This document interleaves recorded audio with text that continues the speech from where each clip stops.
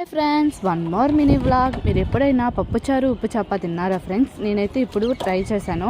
ఇప్పుడు అది పప్పుచారు ఉప్పు చేప అనేది నేను ఎలా తయారు చేస్తానో మీకు అందరికీ చూపించాలనుకుంటున్నా. వీడియో కంటిన్యూ అవుతుంది, మీరైతే చూస్తూ ఉండండి.